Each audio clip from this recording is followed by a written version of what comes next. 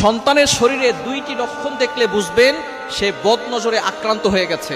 বদনজর হচ্ছে খুবই ভয়ঙ্কর। নবীজি সাল্লাল্লাহু আলাইহি সাল্লাম জানিয়ে দিয়েছেন, বুখারী শরীফের হাদিস, আল আইনু হাক্কুন, বদনজর হচ্ছে সত্য। অনেকে বদনজরকে বিশ্বাস করতে চায় না।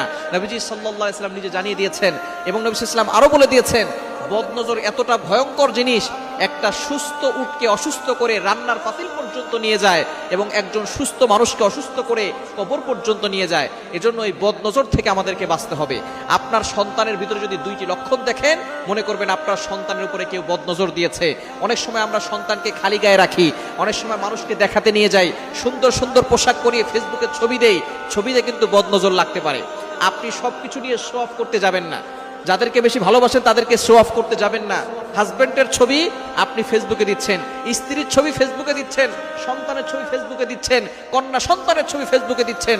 মানুষের বদনজর লেগে গিয়ে আপনার ছেলেটা অসুস্থ হয়ে যাবে, আপনার মেয়েটা অসুস্থ হয়ে যাবে, আপনার ফ্যামিলি বরবাদ হয়ে যাবে। তখন আপনি বুঝতে পারবেন বদনজর কতটা ভয়ঙ্কর জিনিস।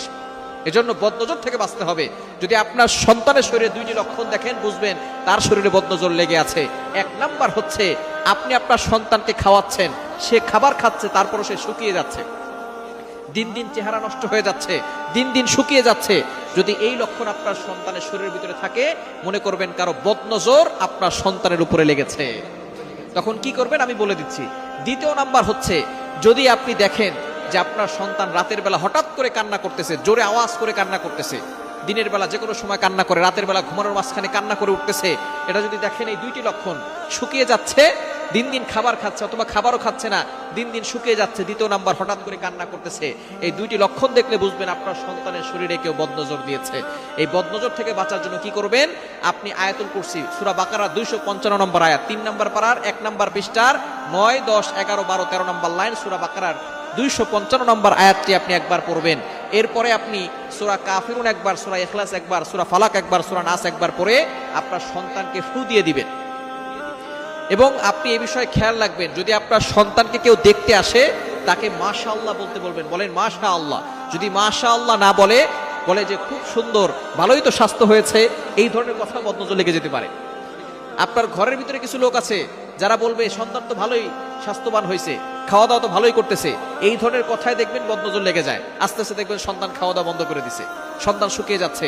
সুতরাং যেই আপনার সন্তানের প্রশংসা করবে, বলবেন মাশাআল্লাহ বলেন।